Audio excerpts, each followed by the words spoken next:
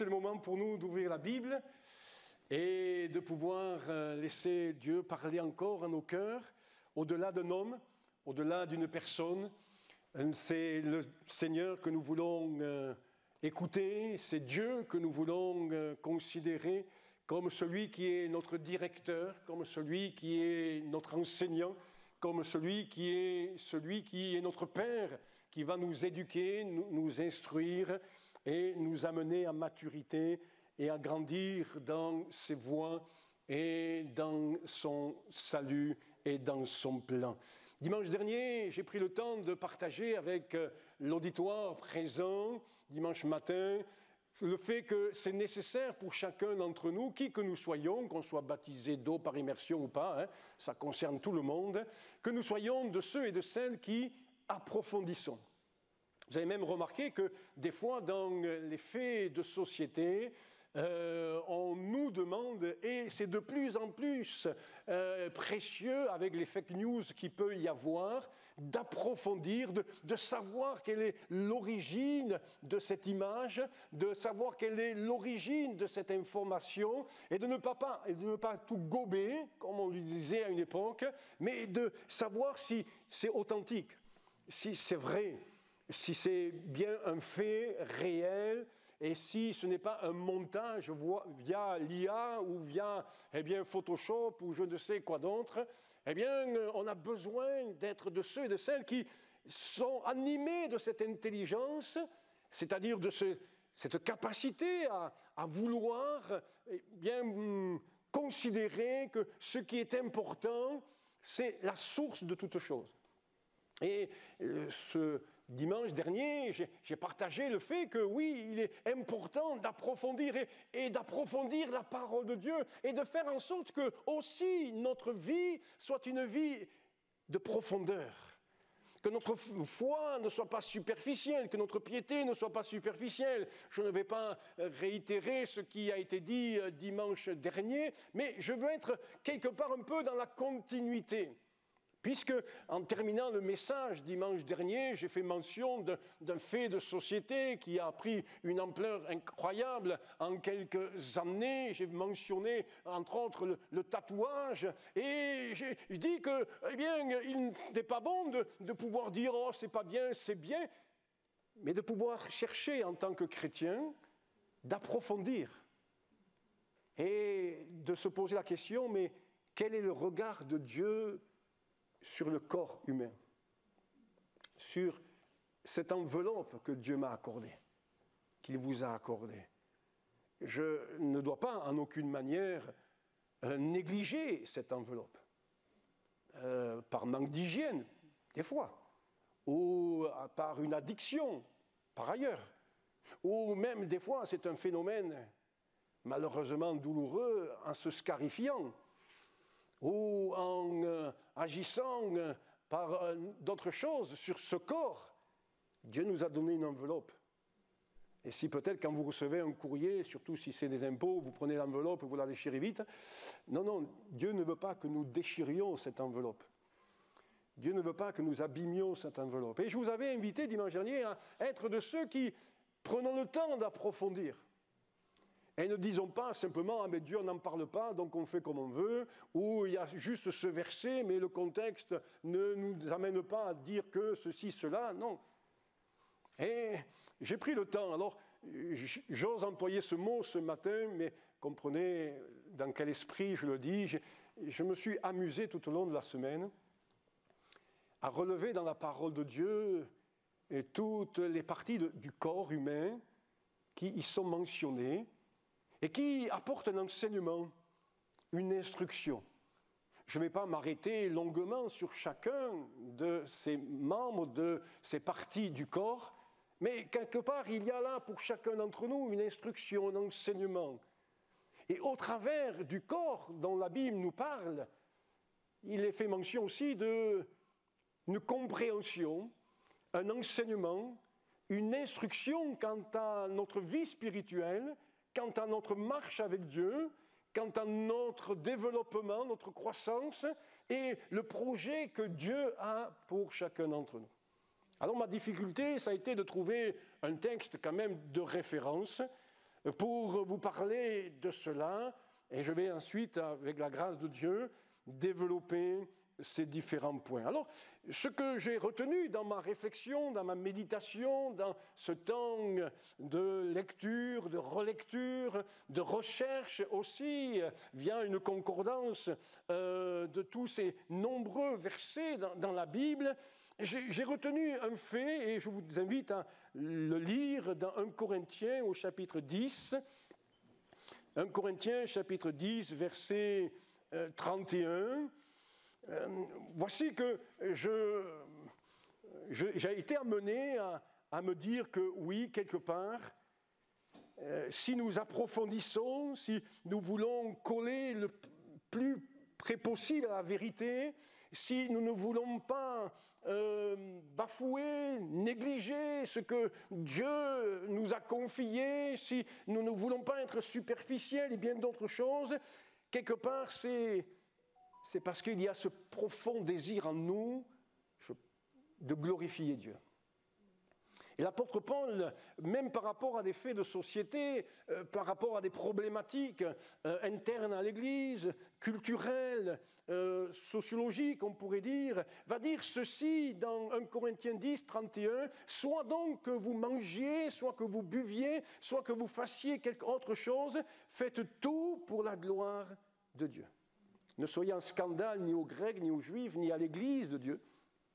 De la même manière que moi aussi je m'efforce en toutes choses de complaire à tous, cherchant non mon avantage, mais celui du plus grand nombre, afin qu'ils soient sauvés. » Et là, il nous amène à considérer toute la dimension du témoignage et de l'évangélisation. Et dans Colossiens, au chapitre 3 et au verset 17, ensuite nous allons feuilleter la parole de Dieu, et je m'excuse déjà si vous n'aurez pas tout le temps de trouver les références, mais j'aimerais pas faire un survol léger, mais faire un survol qui nous amène à considérer la grâce de Dieu que nous avons de pouvoir être enseignés encore par la Bible ce matin.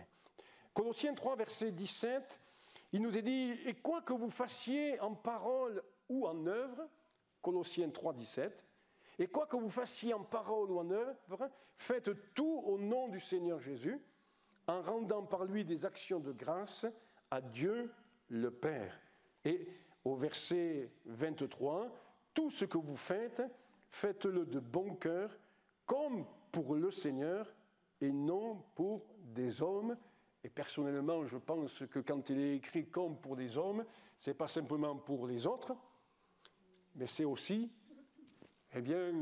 que je renonce à moi-même et que je considère que ce qui est important, c'est d'honorer le nom de l'Éternel.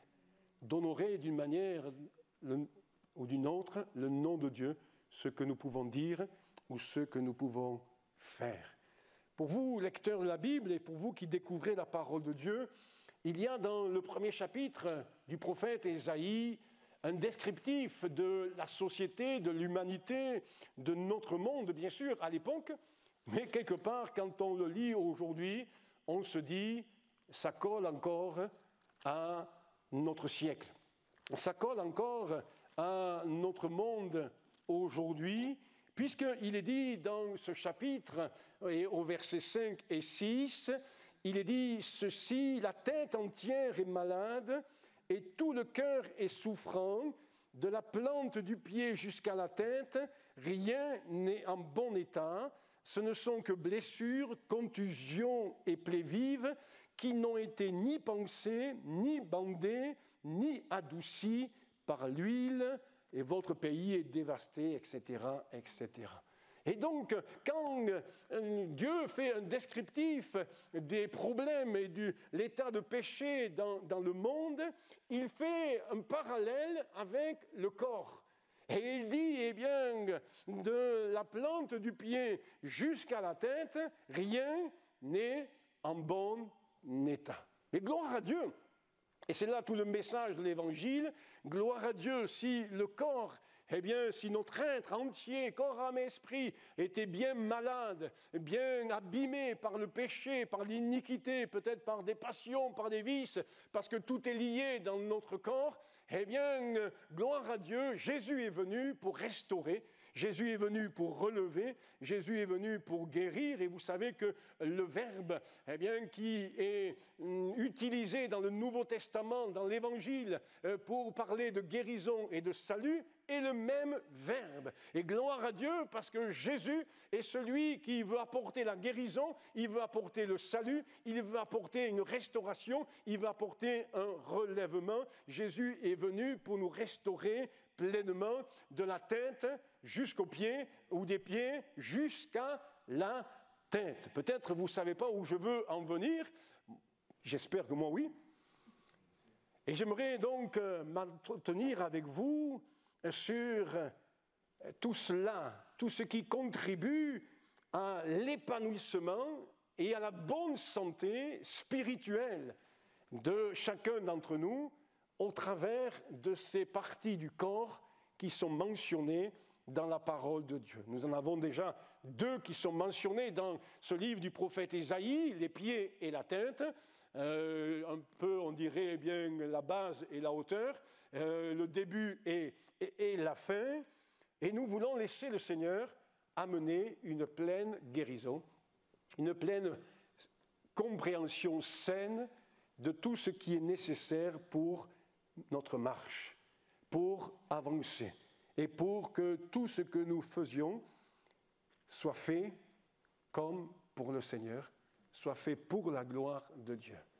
Alors, c'est un corps, nous dit la Bible, et quand même je veux le mentionner, qui appartient à Dieu, je le disais dimanche dernier. Le dernier chant que nous avons chanté était un peu une introduction, même si vous n'en êtes pas aperçu. Nous avons chanté « Je te donne ma vie, je te donne mon cœur ». Et nous aurions pu modifier un peu les paroles de ce cantique et dire ceci, je te donne ma vie, je te donne mon corps. Et oui, l'enfant de Dieu, le chrétien, et je veux choquer personne, est appelé à offrir son corps. C'est écrit dans Romains chapitre 12, je prends quelques références assez basiques ce matin, mais voici qu'il nous est dit dans ce passage, « Je vous exhorte donc, frères, à offrir vos corps comme un sacrifice vivant, saint, agréable à Dieu, ce qui sera de votre part un culte raisonnable. » Ne vous conformez pas au siècle présent, mais soyez transformés par le renouvellement de votre intelligence, afin que vous discerniez quelle est la volonté de Dieu, ce qui est bon, agréable et parfait. Alors, si vous me permettez, je vous propose ce matin de faire un scanner de notre corps, aux uns et aux autres. Mon regard est sur ma manière d'être, sur ma manière de vivre, et de me comporter dans la société va dépendre. Je pense que vous partagez, j'espère, ce point de vue avec moi, de l'éclairage que je vais apporter à mon intelligence. Et j'ai toujours été étonné et surpris de voir que ces deux versets que je viens de mentionner, Romains 12, versets 1 et 2, un côté nous parle du corps et de l'autre côté nous parle de l'intelligence. Je ne peux pas vivre sans laisser l'Esprit du Seigneur animer mon intelligence. On a souvent dit à tort, peut-être à cause de la religion, que les chrétiens, c'était des gens bébêtes, qui ne réfléchissaient pas, qui n'avaient pas pris le temps de considérer les choses. J'avais un professeur à l'école biblique, il nous disait « Attention, les chrétiens, on est des gens simples, mais pas simplés. Ne nous méprisez pas. » Et j'ai en aucune manière envie qu'on me méprise, et s'ils le font, c'est leur problème. Mais en tous les cas, une chose est sûre, c'est que ceux qui sont intelligents, c'est ceux qui ont la crainte de Dieu. Ceux qui sont intelligents, c'est ceux qui prennent en compte la parole de Dieu. Oui, ce n'est pas ceux qui raisonnent, philosophes, etc., et qui veulent bien que la société se modernise, avec toutes sortes de principes, de mœurs et de valeurs, mais ceux qui sont intelligents, c'est ceux qui prennent en compte la parole de Dieu, parce que la parole de Dieu est le fondement pour un épanouissement et pour une vie des plus agréables. Alors, oui, je veux me laisser éclairer. Et j'ai laissé le Seigneur m'éclairer sur ce qu'il me dit dans sa parole. Alors, voilà ce que j'en suis venu à considérer, c'est que si notre corps appartient à Dieu, alors réfléchissons ensemble ce matin sur toutes les parties de ce corps dont la Bible parle. Tout d'abord, nous l'avons lu tout à l'heure, nos pieds.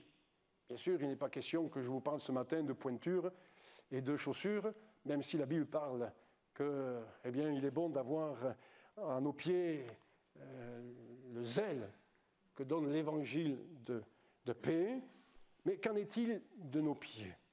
Quand on regarde, ne serait-ce que le psaume 1, je ne vais pas le lire, mais dans ce psaume 1, il nous est question de s'asseoir, il nous est question de nous arrêter, il nous est question, en d'autres termes, de marche. Et je me suis posé la question, est-ce que je ne dois pas faire attention où je mets les pieds? Et quand on regarde la parole de Dieu, alors il y en a des dizaines de versets, de textes, on s'aperçoit que le Seigneur nous invite à faire attention où nous mettons nos pieds. Samson a mis les pieds dans une famille, dans un peuple, parmi un peuple, et ça a été douloureux pour lui. Et on pourrait citer d'autres personnages comme ça dans la parole de Dieu, et qui ont pris des directions. Les pieds nous parlent des choix que nous pouvons faire, des directions que nous pouvons prendre. C'est pourquoi dans le psaume 1, je le dis peut-être pour ceux qui n'ont pas encore lu ce psaume, heureux l'homme qui ne marche pas selon le conseil des méchants, qui ne s'arrête pas en compagnie des pécheurs et qui ne s'assied pas en compagnie des moqueurs. Romains chapitre 3, verset 15, je le cite, nous dit ceci, c'est l'apôtre Paul qui fait là, dans ses premiers chapitres, un constat sur l'état de l'homme pécheur, et il dit ceci, ils ont les pieds légers pour répandre le sang. Isaïe chapitre 59, verset 7, dit ceci, leurs pieds courent au mal. On comprend bien par là que nous sommes invités à considérer un peu l'état de nos pieds et savoir où ils nous amènent, dans quelle direction ils nous conduisent. Bien sûr, tout est lié dans notre corps, et vous le savez mieux que moi. Néhémie, chapitre 9, verset 21, dit « Et leurs pieds ne s'enflèrent pas ». Alors, qu'est-ce que veut dire ce verset? Il est tiré du contexte de la traversée du désert. Et Dieu a pourvu pendant cette traversée du désert pour que leurs pieds physiques, là, eh bien, ne soient point abîmés, ne soient point enflés, ne souffrent point de la douleur du désert, du sable, de la chaleur et bien d'autres choses qui sont liées à une marche prolongée et une marche dans un contexte difficile.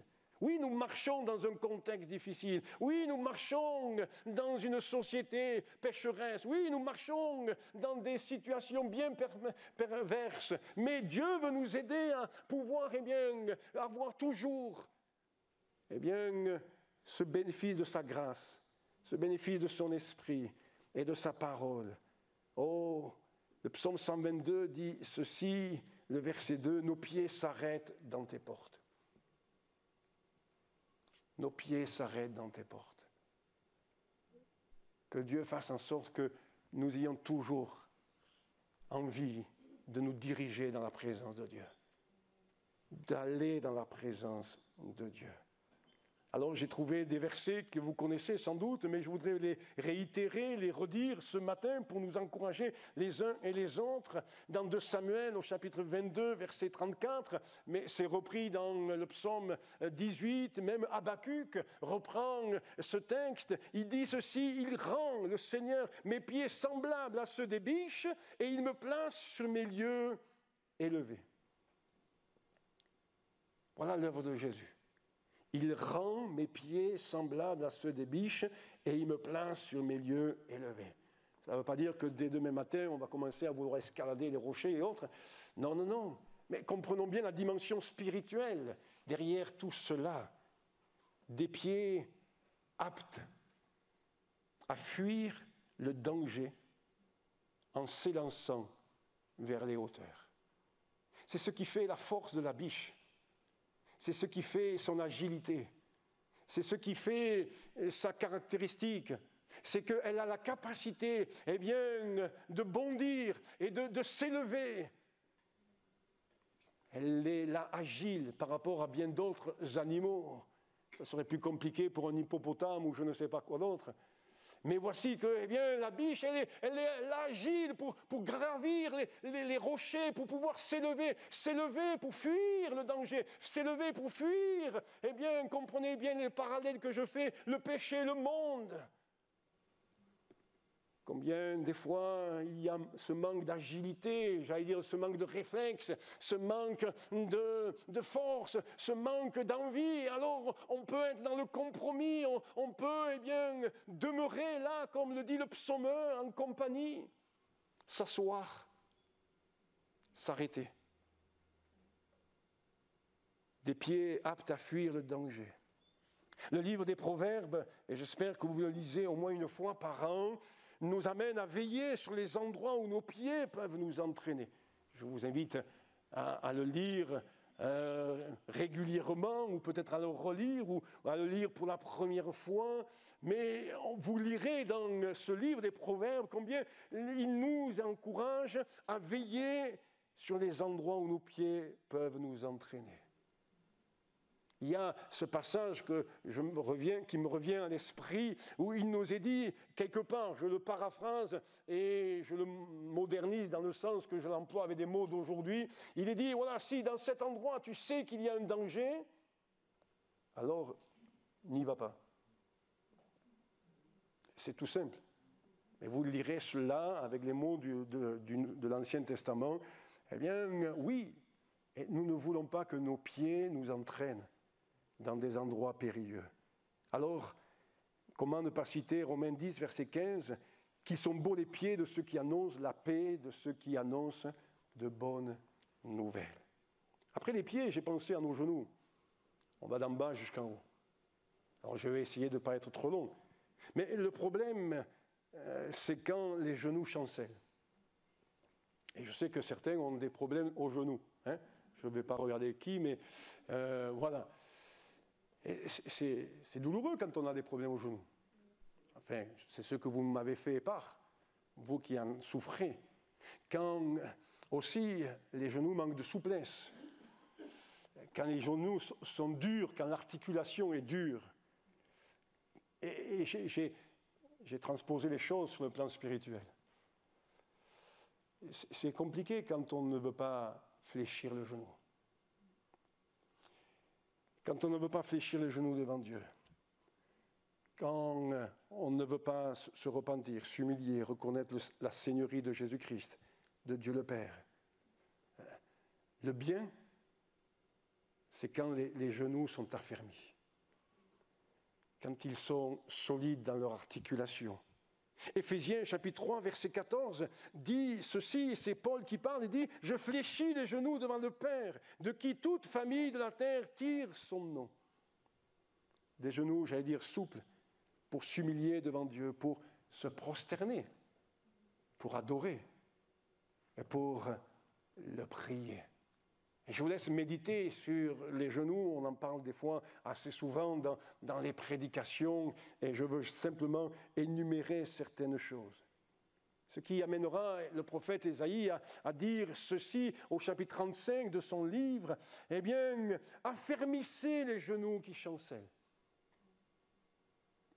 Je ne parle pas de l'aspect physique de ton genou ou de tes genoux, mais je parle de l'aspect spirituel, de ta vie de prière, d'adorateur. Ça a besoin d'être affermi. Ça a besoin d'être solidifié. Ça a besoin d'être consolidé. Ça a besoin un peu plus de vigueur. Des fois, il faut mettre un peu d'huile dans les articulations. Et on a besoin de l'Esprit de Dieu pour, eh bien, que tout cela puisse fonctionner.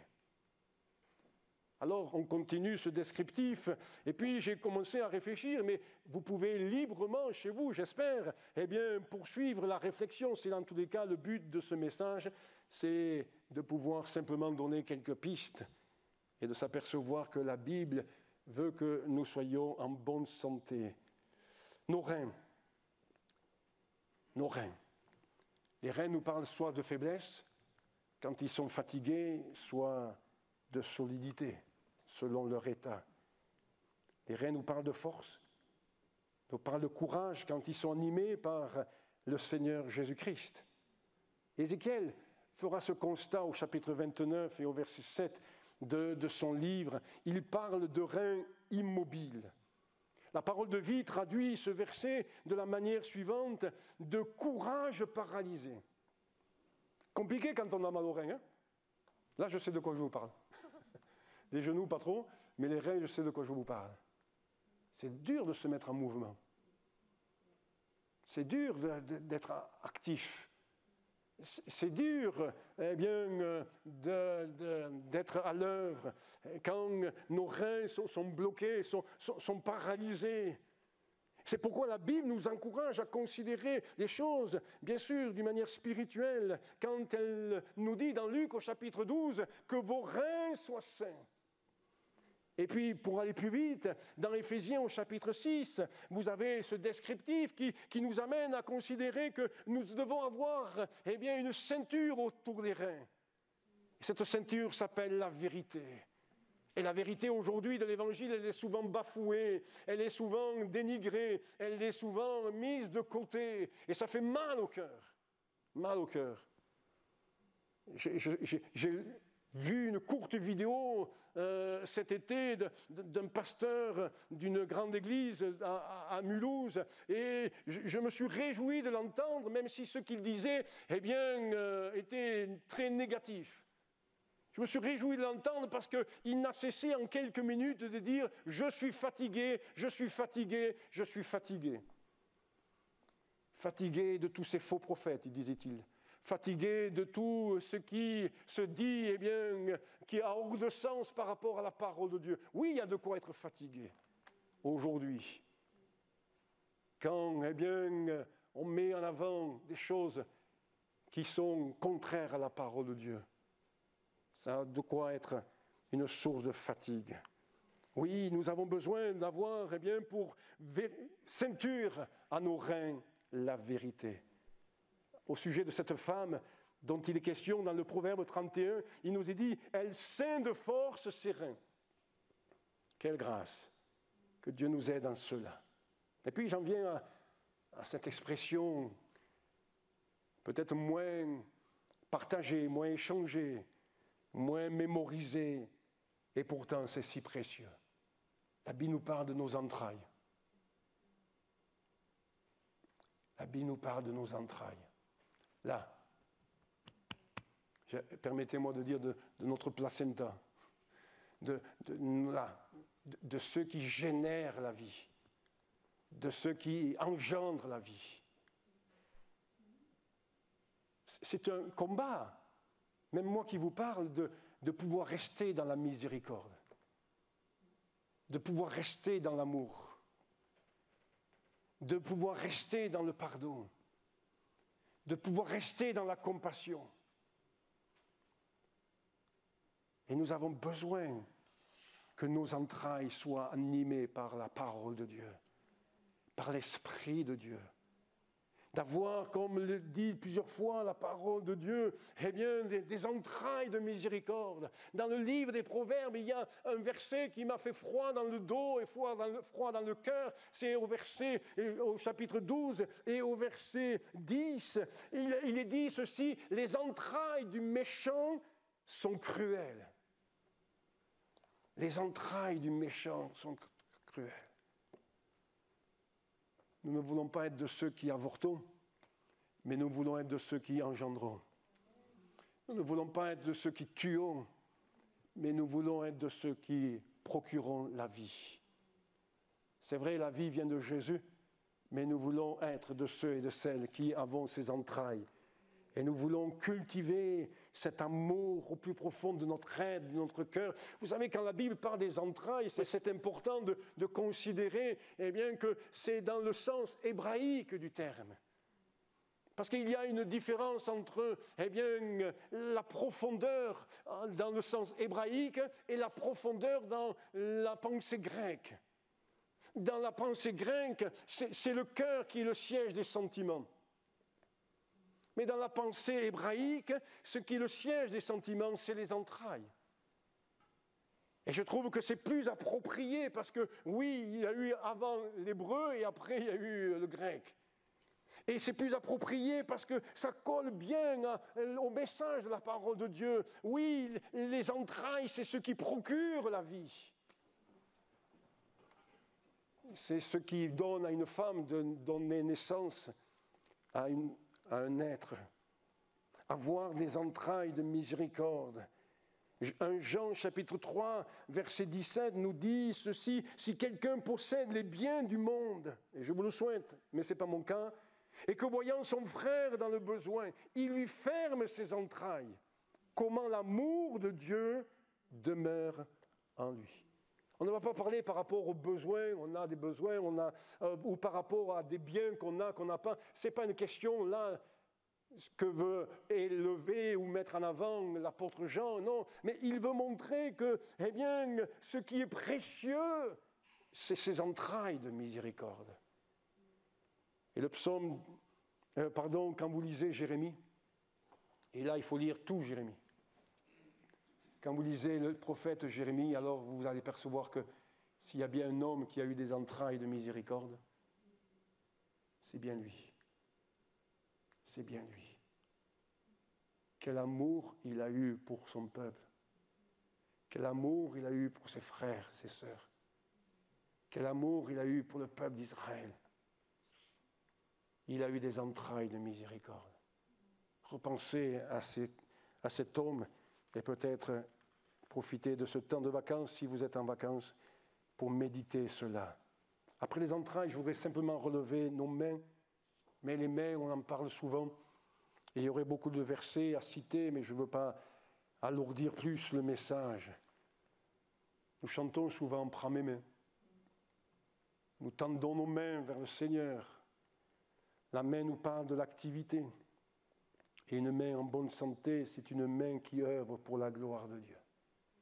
C'est mercredi soir que je partageais avec l'Église ce miracle que Jésus a fait dans cette synagogue où il y avait un contexte très délicat de moquerie, de méchanceté, de jalousie.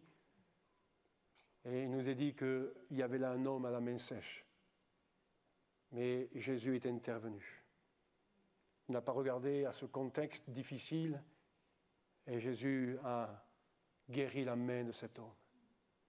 Peut-être ta main s'est asséchée. Ton élan pour servir Dieu s'est asséché. Peut-être ton élan pour œuvrer à la gloire de Dieu a perdu de sa vitalité, de son zèle, de sa vigueur. Que Dieu t'aide, parce qu'il est le réparateur, le restaurateur, il redonne vie. Et dans le psaume 18, le verset 35, je pense que vous avez dû être, comme moi, plusieurs fois encouragé en lisant ce psaume. Il est dit ceci, « Il exerce mes mains au combat et mes bras tendent l'arc des reins. » Il exerce mes mains au combat. Il me donne cette sagesse, il me donne ce discernement, il me donne de savoir mener à bien le combat. Et nous voulons bien utiliser l'épée de l'esprit. Et l'épée de l'esprit, elle se tient à bout de bras et à bout de main. Et que Dieu nous aide à comprendre cela. Les bras aussi nous parlent du combat. Les bras nous parlent de la persévérance. Moïse a levé les mains, les bras vers le ciel. Et chaque fois qu'il avait les bras et les mains levés vers le ciel, vous savez comme moi, si vous lisez la Bible, qu'il a été vainqueur. Alors on poursuit, j'ai bientôt fini, notre cœur. On en parle souvent, donc je ne vais pas mentionner trop de choses là-dessus. Mais c'est bon de pouvoir faire de temps en temps un scanner sur notre cœur, un électrocardiogramme, de pouvoir, examiner notre cœur. Et de dire, Seigneur, oui, aide-moi, ouvre mes yeux sur l'état de mon cœur. Que je ne me voile pas la face, que je ne sois pas aveugle, mais que je sois conscient de l'état de mon cœur. Combien de fois nous disons, oui, oui, ça va, ça va, ça va. Et qu'en est-il du cœur? Que Dieu nous aide. Je m'entretenais avec un couple âgé pendant, il y a quelques semaines, là, pendant notre temps de vacances. Je m'entretenais avec un couple âgé. Et j'ai dit à l'un des conjoints, j'ai dit, mais veille sur ton cœur. Veille sur ton cœur. J'ai dit, parce que tout ce que vous avez vécu dans votre famille, toutes ces situations qu'il y a là dans votre famille, peuvent amener votre cœur, ton cœur à être aigri, à être amer. Et je disais, c'est dommage qu'à ton âge, tu termines ta vie avec un cœur qui s'aigrisse. Un cœur qui n'est plus sensible à l'amour de Dieu. À cause des coups, à cause des tensions, des conflits familiaux, etc. Nous avons besoin de veiller sur notre cœur. C'est bon de savoir dans un coin de notre esprit, de notre pensée, de notre mémoire, comment notre cœur doit être. Et je ne veux pas oublier que notre cœur doit être vrai, pur, droit, intelligent et entier pour Dieu. Que dire? Mais peut-être ça sera un sujet de prédication prochainement. Après le cœur, parlons de là.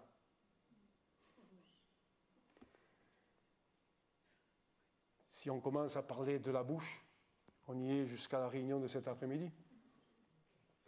Il y en a des choses à dire. Babé m'a donné un témoignage qu'elle a entendu qui m'a fait froid dans le dos. C'est l'histoire d'une jeune fille, elle avait 16 ans, et elle a profité d'une situation un soir pour aller au bal du village. Et son père, s'en étant aperçu, est allé la chercher en plein milieu du bal. J'emploie un mot correct. Et devant tout le monde, il l'a traitée de prostituée. Elle est rentrée à la maison parce que le père l'a obligée à rentrer dans la maison. Et cette phrase l'a suivie. Elle a essayé de faire sa vie, mais un jour elle a fini comme son père l'avait traité. Le poids des mots.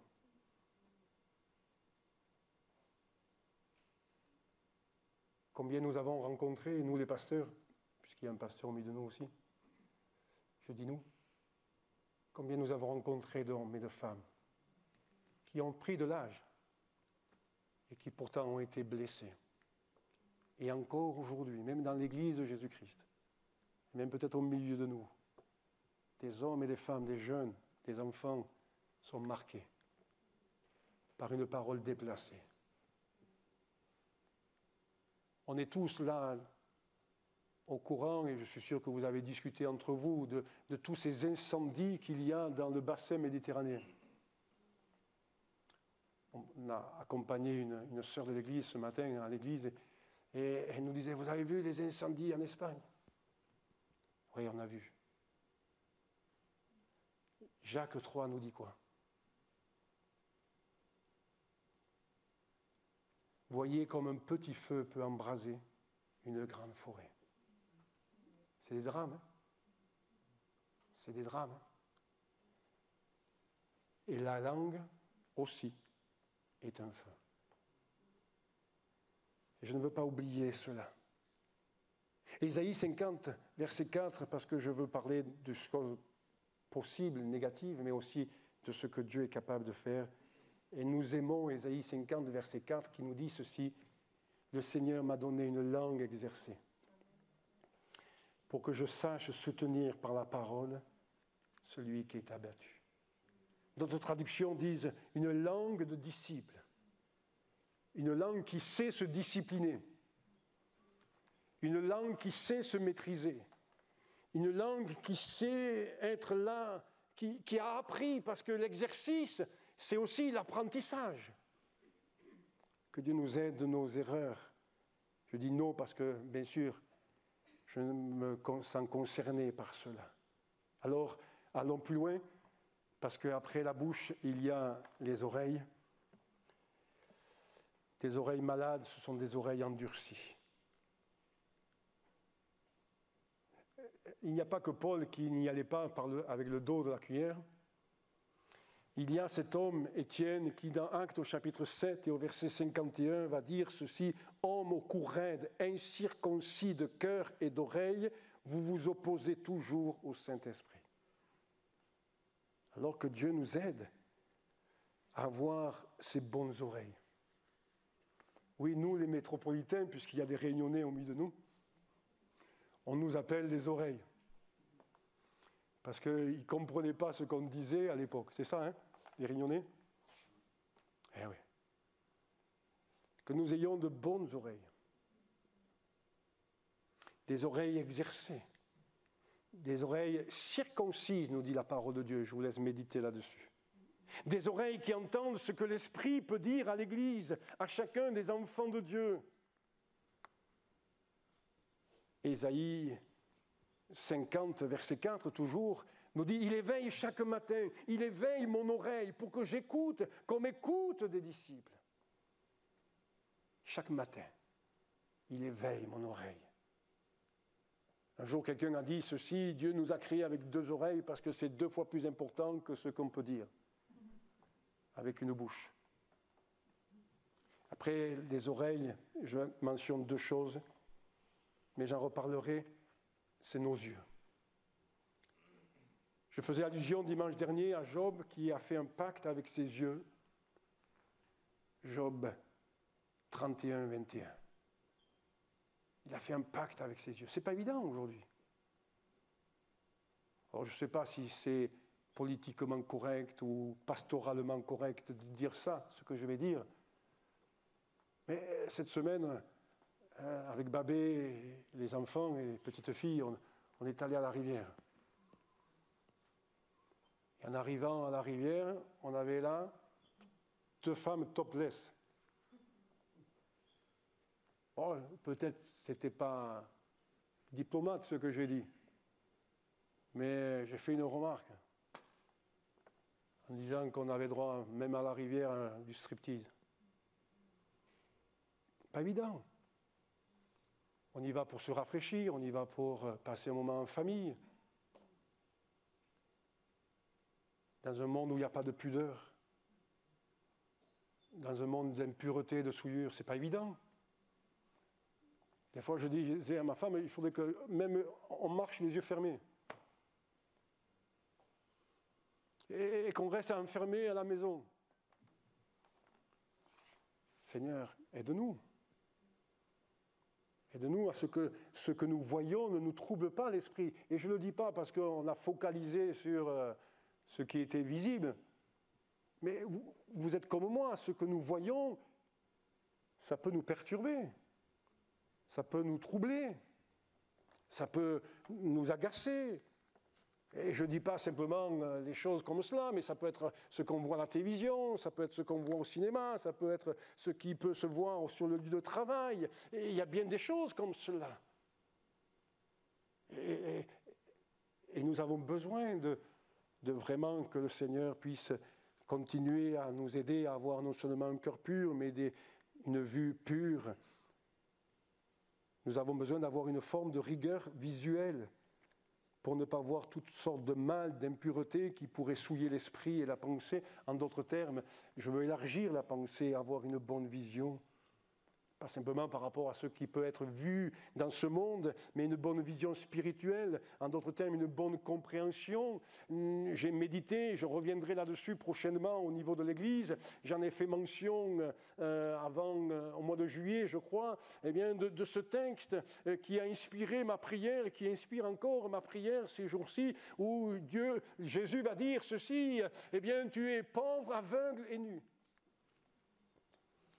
Et le Seigneur nous invite à acheter de lui du collier, avoir la bonne vision. Quand je parle des yeux, ce n'est pas simplement la convoitise des yeux, mais c'est aussi une bonne vision des choses spirituelles. Et puis je termine, et si vous voulez ouvrir la Bible avec moi, parce que le verset est assez long, c'est dans Philippiens au chapitre 4 et au verset 8, et je vous remercie de votre attention par rapport à tout ce descriptif. Mais ce descriptif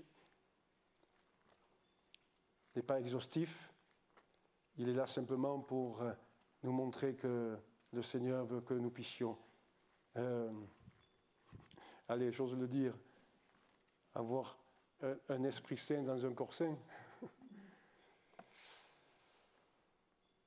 Ce n'est pas simplement la pub d'une marque de chaussures. Hein.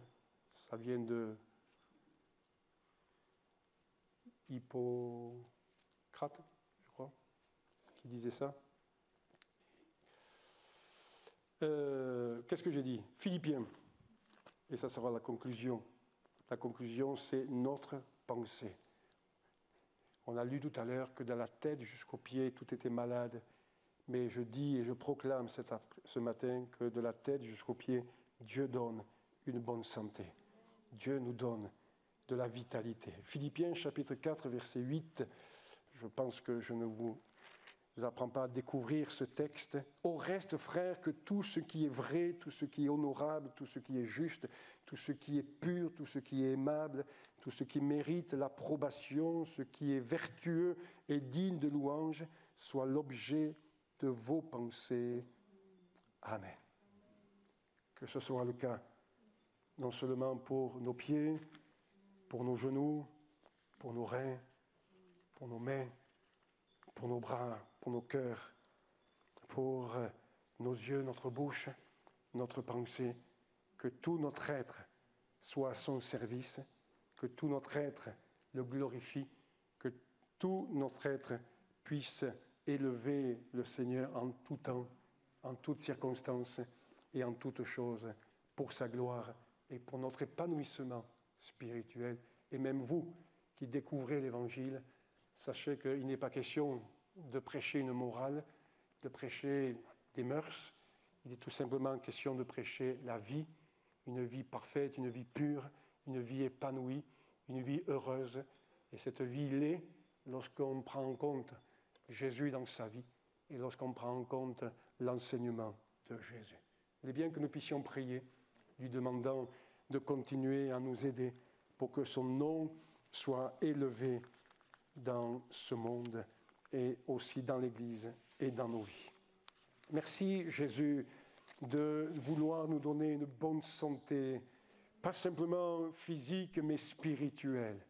Aide-nous Seigneur à nous examiner les uns et les autres afin de pouvoir trouver auprès de toi le traitement qui convient, la solution que tu préconises. Oh Seigneur, viens nous guérir, viens nous relever, viens nous restaurer. Nous voulons être en bonne santé, oui, afin que ton nom soit glorifié, que tu sois magnifié. Amen.